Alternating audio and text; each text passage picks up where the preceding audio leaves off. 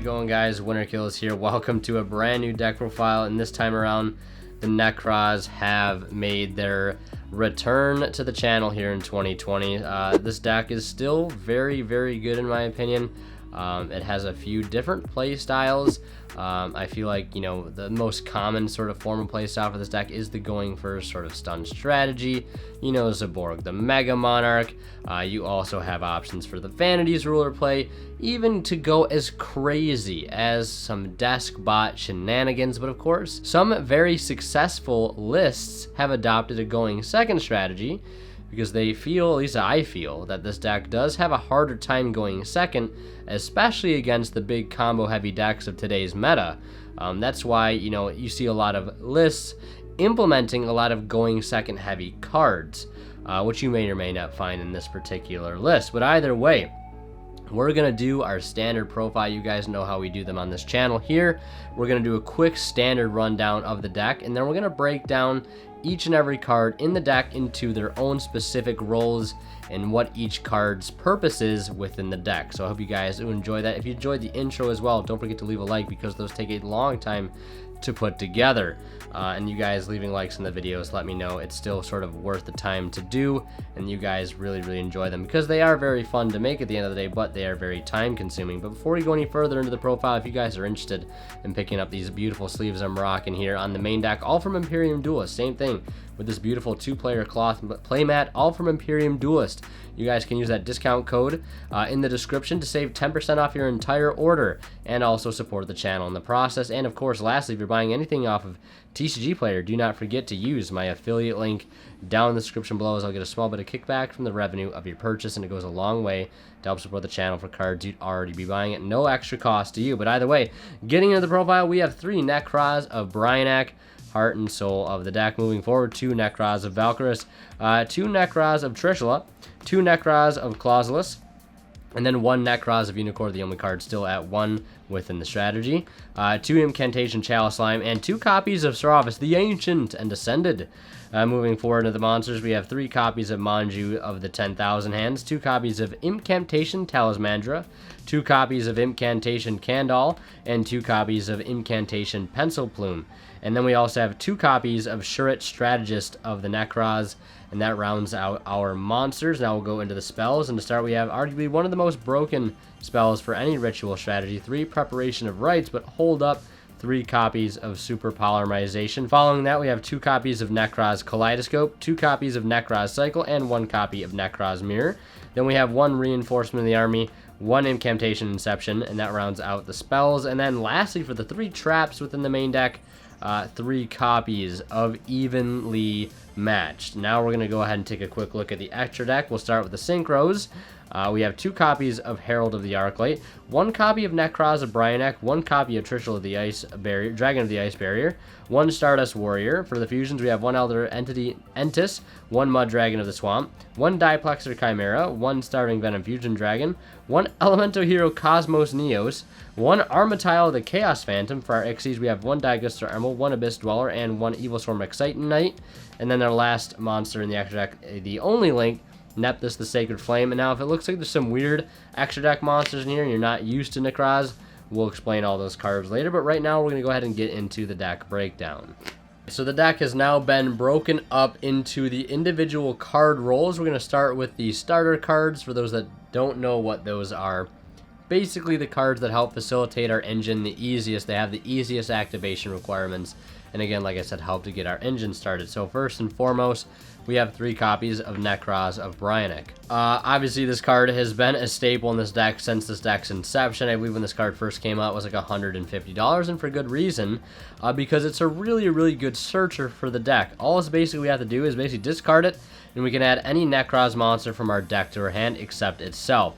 It also has an on-field effect that basically says you can target up to 2 face-up monsters that were special in the extra deck and return them into the deck. So not only does this card act as an amazing starter card, but can also be a very potent form of removal. But first and foremost, above all, it is a starter card for the deck. It searches our entire deck, and since this is a ritual monster below the level of 7, course, can be search out preparation of right. So very easily accessible, starter card that helps search anything within our deck. Very, very nice. Same thing applies to Manju, the 10,000 hands. Now, when it comes to searching anything in the entire deck, this card, comes to mind immediately. Of course, when normal or flip summon, we can add a ritual monster or ritual spell from your deck to your hand. So mainly the only normal summon within the main deck. And as you saw, the super polys and evenly matched. I've decided to forego the Vanity Ruler play with this particular build to favor more going second plays with, again, having main deck evenly and super poly to try to get a heads up on some, build-a-board combo decks. And I've decided to move the Vanity's Ruler play into the side deck for now, along with that copy of Cyber Angel Benten. Just for those wondering, we'll get into that more when we get to the side deck. But Manju, of course, hands down, easily a starter card here again, increasing the consistency of our deck, trying to search out our deck for all the combo pieces we need. Then we have 2 Nekroz of Clausulus. Again, very, very similar to Bryanek, but instead of searching out any Nekroz monster, we can add any Nekroz spell or trap from our deck to hand. Lo and behold, there is no Nekroz trap in the game currently, but who knows? But basically searches out any of our ritual spells, so very, very important. And also has a quick effect, you can target one face-up monster on the field that was special from the extra deck. Until the end of this turn, that target's attack becomes 0. Also, that target's effects are negated. So again, a lot of things you'll find about this deck, for those that are unfamiliar, is a lot of these monsters that act as, one role can oftentimes serve as another role. So they're very, very versatile cards, which is really what we want in a deck. We want cards that can serve multiple roles, because that makes our deck very, very versatile and able to handle all sorts of situations. So that's why this deck was so, revered in its time, just because how consistent and good it was at doing pretty much everything when it came to clearing boards or building boards. So yeah, definitely double Clausulus. Then we have 2 Incantation Chalice Slime. This card is really great. Very, very easy activation requirement, much like Clausulus and Bryanek, just discarding it. But this card basically says you can reveal this card in your hand, then discard 1 card. And if you do, special summon 1 incantation monster from your deck. Also, during the end phase, lose 2,000 life points if you do not special summon a ritual monster the turn after you resolve this effect. So basically, you can just discard this card after you reveal to summon any of your incantation monsters. Now, when we summon those ones, we can either add a ritual monster, depending if we summon Talismandra, we can add a ritual spell if we summon Kandal, or we can add back a ritual monster from our graveyard by using Pencil Plume. So this card essentially, again, can get us anything from our deck that we need or from our graveyard back that we've already exhausted, like key cards like Unicorn. So this card, very, very good. You can see how much searching power this deck has, and it's not so, a lot of times decks that have too much searching power, they have really good consistency, but the power level is very low. But the thing you're seeing here with cards like Bryanek and Clausulus that can serve multiple roles as for forms of very, very powerful removal, we also have a lot of power to go along with our consistency, so it is very, very nice. Then we have 3 copies of Prep Rites. There really isn't too much to be said here. Again, this card is absurd in the fact that it is not a once per turn, but basically we can play it to add a level 7 or lower ritual monster from our deck to our hand, and then we can add a ritual spell from our graveyard to our hand. And again, it's not a once per turn. You can play all 3 of these in a single turn. Grab Clausulus, grab Bryanek, grab Saravis to protect your normal summon, whatever it may be. So, hands down, a fantastic card in this deck outright. And the last starter card I have here is Reinforcement of the Army, because not it can only search our other starter card known as Clausulus, but it can also search Shuret, because of course it is a level 4 lower warrior. So that is it for the starter cards. Pretty plain and simple here. Just tons of consistency outright. Very, very easy activation requirements all across the board. Now we're getting into our superior extenders. These cards oftentimes can help sort of improve upon or build upon the plays our starter cards can make. Sometimes these cards can serve as starter cards, but oftentimes have a little bit harder of an activation requirement. Just a little bit sometimes. But yeah, we have 2 copies of Incantation Talismandra. Basically has the same summoning mechanics, I guess. Activation requirements is all the incantations are all pretty much the same. This one involves revealing a ritual monster in your hand to special summon both this card from your hand and one incantation monster from your deck except itself. And then it says if this card is special summoned from the deck, you can add a ritual monster from your deck to your hand. So that's what I was talking about earlier with the Chalice Slime. We could discard this, reveal it, discard it to special summon Talismandra, and when it's special summoned from the deck, we can add a ritual monster. But yeah, on its own, we can reveal a ritual monster hand to special summon out any other incantation, whether it be Pencil Plume or Candle, to either add a ritual monster back from our grave or add back a ritual spell, or add a ritual spell from our deck. So these guys do require a little bit more to be able to activate and resolve, of course. You will need a corresponding correct card in hand to be able to resolve. So if you don't have a ritual monster with this guy in your hand, you won't be able to use it. So again, that's hence why I'm not labeling it as a starter card. Same thing applies here to Pencil Plume, same logic. This one requires a ritual monster in hand as well. But when this one is special from the deck, we get to add back a ritual monster from our graveyard. And then Candle here, you have to reveal a ritual spell in your hand. Now, we do play more ritual monsters in the decks than we do spells, so playing 4, incantations that require the revealing of a ritual monster, as opposed to playing just 2 that require the, revealing a ritual spell, makes a little bit more sense in my book. I'm not playing Bookstone. That one, you basically, if a special summon from the deck, you can add back a ritual spell from grave. I find that one to be the least useful, and oftentimes adding to more bricks than plays. So I've hence decided to cut it for the 6, in my opinion, the better incantations. But same thing here, reveal a ritual spell to special summon, and if it's special summon the deck, we can add a ritual spell from our deck to our hand. They all have the restriction, though, that you cannot special summon monsters from the extra deck while they're on the field. But this deck is very anti-extra deck as is, so you oftentimes will not have to worry about that conflicting. And oftentimes can be tribute fodder for Valkyrus, which is a card we'll get to momentarily. Then moving forward, we have 2 copies of Nekroz, of Kaleidoscope. Of course, our ritual spells are very important in this deck. They are very easily classified as superior extenders. That's how we get all of our powerful ritual monsters on board. But Kaleidoscope is great as it can act as a very, very great extender, because we can send Herald of the Arclight from our deck to the grave to be able to search another ritual spell or monster by getting a card like Unicorn on the field. Arguably one of the most powerful cards in this deck's entire archetype. And not only can it just send that, but we can send varying different monsters from our extra deck of different levels to be able to summon multiple Nekroz monsters from our hand whose level is equal to the level of the monster that we sent. So if we send a 12, we can summon 2 level 6s. If we send a 10, we can summon a 6 and a 4. If we do a 9, we can do a 6 and a 3. Brionac Clausulus, Brionac Unicorn, double Brionac. So many different combinations, especially if you play cards like Gungnir.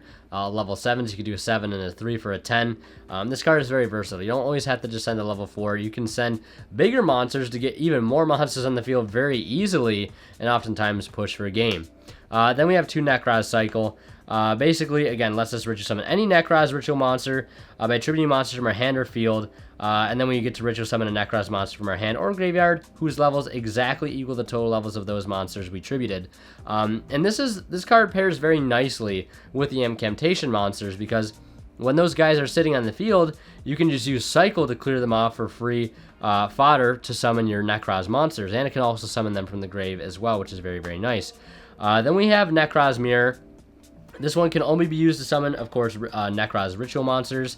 And then it says, you can tribute monsters from your hand or field and or banish Nekroz monsters from your graveyard. Then ritual summon 1 Nekroz monster from your hand whose levels exactly equal the total levels of the monsters, that you tributed or that you're summoning. But this one is unique in the fact that it lets us banish our ritual materials from our graveyard, which pairs nicely with another card we'll talk more about down the road. But these obviously ritual cards are very great, not only in the fact that obviously they help us get our ritual monsters in play, but they all have the same effect where if you control no monsters, you can banish this card and 1 Nekroz monster from your graveyard to add a Nekroz spell from your deck to your hand. So if your board gets cleared, which a lot of times you can clear your own board with Valkyrus, you can use these guys in grave to banish them to search other Nekroz spells. So very, very great cards all around. And that is it for our superior extenders. Now we're going to go ahead and dip into the additional extenders, which are cards, again, that help build upon our opening plays, but have harder sort of activation requirements. Now, specifically for these cards here, not necessarily are their activation requirements all that hard. It's just sort of like the sequencing of the effects and how likely you are to use them in their, given manner. We have Nekroz of Unicorn here. Obviously, while it's on the field, it's a skill drain for extra deck monsters, all extra deck monsters. So in that aspect, this card could be regarded as a floodgate, but a lot of people forget it has a discard effect, much like all of the Nekroz monsters, where we can discard this card to add a Nekroz monster, or Nekroz card period, in our graveyard, and add it back to our hand. Now, a lot of times, you're not going to be using that effect very, very often, if at all, because you'll be getting this guy on the field by sending a Herald of the Arclight to get another search. So that effect comes up very, very little, but it can come up as sort of a bit of an additional extension play if need be to get back a key card, whether it be Bryanak or Trishula, to make a really big play. Then we have two Shuret Strategist of the Nekroz. Does really nothing on its own, but it can be, used as the entire tribute for the ritual summon of a Nekroz monster. And then if it's tributed by a card effect, we can add a warrior type Nekroz ritual monster. So of course, we have to have a ritual spell in play. We have to have the ritual monster we need in order to get this guy into the grave, tribute it off, and get its effect to add a Nekroz warrior monster, which can add a Bryanak or a Clauseless, or I believe Trish is also a warrior. So this card is very great. Its activation requirement is a bit harder to meet, but is an amazing extender for the deck and can help search out more combo pieces while you're summoning your ritual monsters and getting around that pesky requirement of having to meet the same exact levels of the monsters you're trying to summon. So if you're trying to Trish your opponent, you don't need, a 4 and a 5 or, level 9 or whatever. You can just use Shuret and just kind of go off from there. So we have the two Shuret. Next up, we have the Incantation Inception. This one, you could argue, could also be a superior extender. It really doesn't make too big of a difference, but this card simply states, this card can be used to ritual summon any ritual monster. You must also tribute incantation monsters from your hand or field whose total levels equal or exceed the level of the ritual monster you ritual summon. But the other effect, it says, if this card is in your graveyard, you can add an incantation card from your hand or face-up field to the graveyard, except itself, to special summon one incantation monster from your deck, then add this card from the graveyard to your hand. So this card is really, really great for recycling a lot of resources.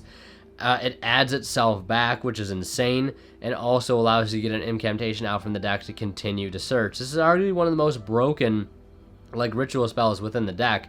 Just requires a little bit of setup to already have it in the graveyard, to already have used it to perform one of your ritual summons. You've already resolved incantation effects at that point to possibly even to search it out. But this card is a very, very powerful card, and when resolved can help get you a lot of resources and searches, in the process. So really, really do like that card. And then the last two additional extenders here are Nekroz of Valkyris, and I put these here at the end because these cards these two cards particularly bleed over to the defense category, which we'll get to in a moment. But basically it says, during your main phase, you contribute up to 2 monsters from your hand and or field, and if you do, draw the same number of cards you tributed. So again, we talked about earlier how the incantations special summon themselves to the field alongside another one from deck. If you get a Valkyris on board after resolving those effects, you can use Valkyris to tribute those off to draw some more cards to help see into more combo pieces you might need at the moment. But as another effect, probably its best effect, which basically says when an opponent's monster declares an attack, you can banish one Nekroz card from your graveyard and discard this card, negate the attack, then end the battle phase. So this is like a searchable battle fader for the deck. It's a very, very strong card, but again, that's why I would label it also partially a defensive card, but also can be considered as an additional extender because of its ability to tribute and draw cards we need. Now moving on into defensive cards here. Sort of slash removal. We have 2 Saravis, the Ancient and the Ascended. It's a level 7 ritual monster, which means we can search it off prep. If we have the other cards in hand we need to make our plays, we can search this off of cards like a Talismandra or off Herald of the Arclight to help protect our normal summons, because basically it says during either player's turn, when your opponent activates a card or effect that targets a monster you control, you can discard this card and negate the activation. But yeah, so this card is really, really good. It basically protects your cards like Unicorn, protects your cards like Manju, or any other effects you're trying to activate, maybe like a Trish from cards like Impermanence, Chalice, Effect Valor, whatever it may be. This card is really, really great at stopping those targeting effects. And of course, it's a ritual monster too, so which means we can search out this protection very, very easily, unlike cards like Called by the Grave. So this, of course, can't stop Ash Blossom or some other select hand traps, but this card is great because we can search it and it can help protect some of our key plays. Now, moving on to some other defensive cards here, we have Nekroz of Trishula, and this card also bleeds over into sort of the removal category. Very, very good in that category, I might add as well. But it basically says when a card or effect is activated that targets a Nekroz monster or monsters you control, quick effect, you can discard this card, negate the activation. So it has a very similar effect to Saravis, but this card is only tailored to Nekroz monsters, as where Saravis can cover any monster, period. But Trishula is also great in the fact that it says when this card is ritual summoned, you can banish exactly 3 of your opponent's cards, 1 each from their hand, field, and graveyard. So this card comes down, and if your opponent has cards in all 3 of those locations, they're in for a little bit of a hurt because you're going to be taking out 3 of them just like that. And it does not target either, which is very, very potent. This thing is a bit different. This version of Trishula is a bit different than the Synchro version because cards need to be present in all 3 of those locations. If your opponent has no cards in their hand, you will not be able to resolve this. You know, same thing can be said if they have no cards in grave or no cards on field. So you do have to keep that in mind. Some people, if they're smart, will try to play around the Trish by, you know, emptying their hand or clearing their field, as it were, back in the day.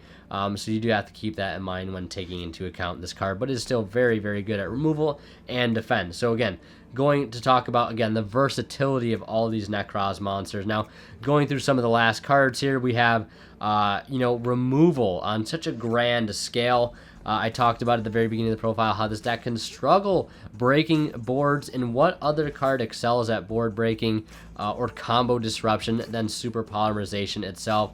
Not only can this card sort of be set as a trap if you have to go first, but it is a huge board breaker going second. Obviously, your opponent cannot respond to it, and the fact they have to discard off of it isn't so big of a deal because this deck excels at generating hand advantage like it's nobody else's business.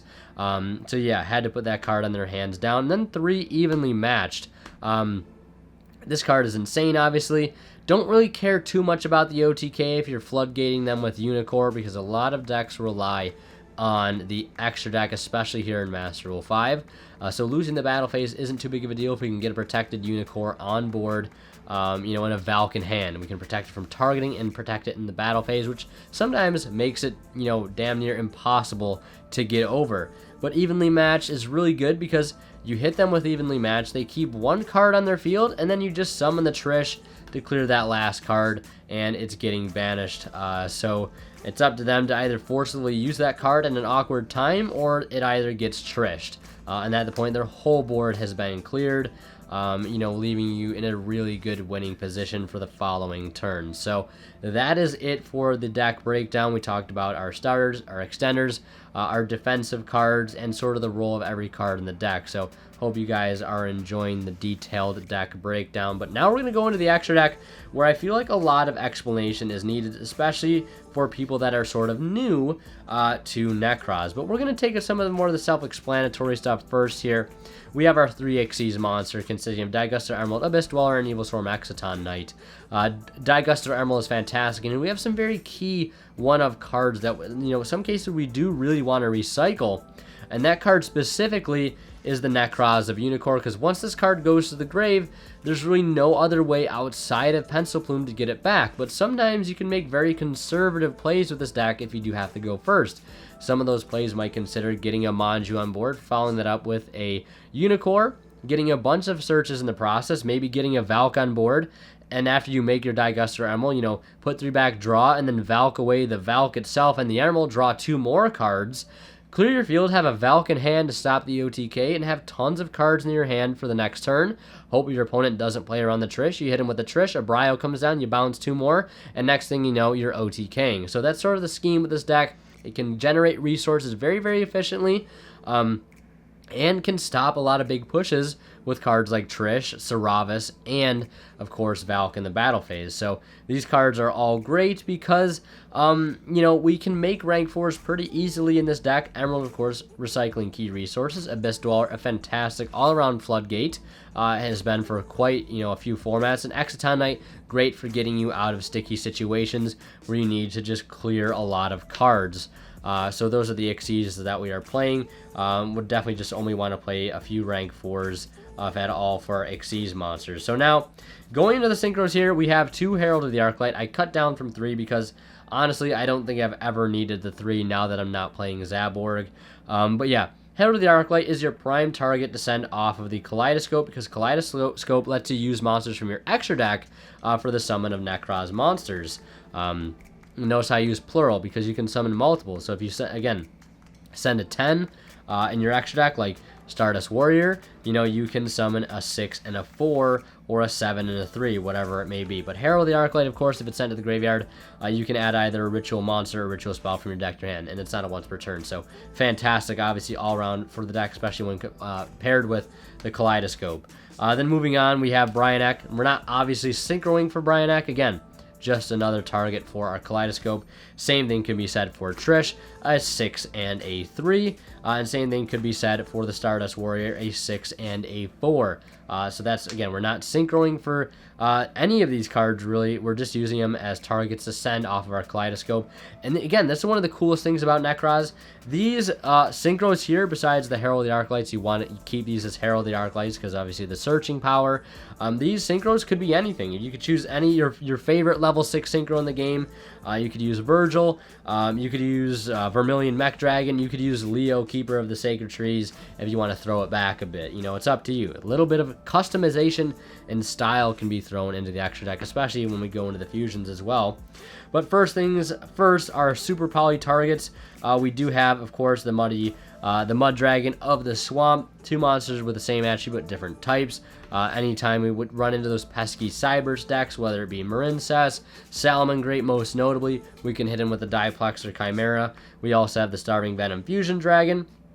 Of course, 3 great all-around super poly targets. And yeah, definitely really want to play these, of course, for super poly. No other reason outside of that. Elder Entity Entis, Elemental Hero Cosmo Neos, and Armatile the Chaos Phantom. Again, a level 11 that we can use to summon cards like Valk and Clauseless together, because obviously 8 plus 3 is 11, so that will give you the ability to draw multiple cards and also have the ability to turn off any particular extra deck monster your opponent may have and drop its attack and defense to 0. So Cosmo Neos there for that particular play. And Armatile, this card really only for, per se, like the double Brionek play, or going for Trish and a copy of Clauseless, because obviously 9 plus 3 is 12. So again, just giving you some options, and these cards here could be any level 11 fusion or level 12 fusion, or these could even be synchros so long as they have levels. And Entis, obviously another good Kaleidoscope target, because if it's sent to the graveyard, we can target a card on the field and destroy it, so good form of removal there. And then the last monster in the deck is Nephthys the Sacred Flame. This card does not need to be played, but it is very good in this particular deck because it's sort of like a big boss monster we can bring out that our opponent sometimes might not be able to deal with. It's almost like a Blackluster Soldier Link, but specifically tailored for ritual monsters, because if we use 3 ritual monsters for its summon, neither player can target this card with card effects. Also, it gains 1200 attack. It cannot be destroyed by card effects, and it gains an additional 1200, and it cannot be destroyed by battle. So if we use 3, we get all of those 3 effects stacked on top of each other. So this card is highly underrated. I know a lot of builds are starting to adopt and have been adopting it over a while, but I feel like some people still might shy away from this card. It's still very, very good in my opinion, trust me, because the times, where your 3 ritual monsters on field aren't doing anything, turning them into this might be the difference between winning and losing that particular game. So that is it for the extra deck run through. Now we're going to go ahead and talk about the side deck. Of course, I will put up a mock side deck on the screen here for you guys. And as I mentioned earlier, you could easily side in the Vanity's Ruler alongside the Cyber Angel Ben 10 for a good going first option. Because basically, if you open Brionek, with any incantation other than Talismandra, you can set up a Vanity's Ruler lock oftentimes alongside Unicorn, and this is a one-side Vanities, emptiness. Basically, you can special summon, but your opponent cannot, and especially paired with Saravis, this card is going to be very hard to get around, and Ben 10 lets us add any fairy from our deck when tributed, and of course this is a fairy. You could also potentially add Artifact Scythe if you're playing Dagda and things like that.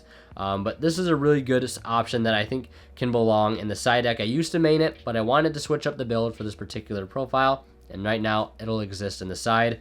But again, these are cards that you could easily side out the second copy of Pencil Plume alongside Shuret. Same thing can be said with the Trish, because oftentimes just one is enough, and if you can spare one copy for an extra side deck card for something like Cosmic Cyclone, Dark Lunar More, or, Nibiru, you might as well. And then one copy of Cycle could easily go. And then easily the 3 copy is of evenly matched, especially if you know you're going first. Easily 2 evenly matched could go out for the Ben 10 and the Ruler. And really, you need to change nothing else about the main deck. So long as you just throw these 2 cards in, you can set up a Vanities Ruler play, so long as you have any Incantation plus Brionac. So it works out really, really good to side it in if you do have to go first. But yeah, that's it for pretty much all I have to say about the side deck. And that's pretty much it for this profile. Let me know what you guys think. I'll probably be doing a testing sessions for this video some point in the future. And I think, one thing to mention about the testing sessions as a series overall, I think it's a good way to showcase how I can operate decks sort of in depth outside of duel videos, whereas, a test hand video might not be too eventful. This might be one of those decks, Teller Knights included, etc., etc. But, let me know what you guys think down in the comment section below. Thank you guys for voting on that poll I took the other day, asking what deck you guys wanted to see. Surprisingly, Nekroz winning that poll. We'll be getting to the other decks very, very soon. And, of course, thank you guys so much for watching.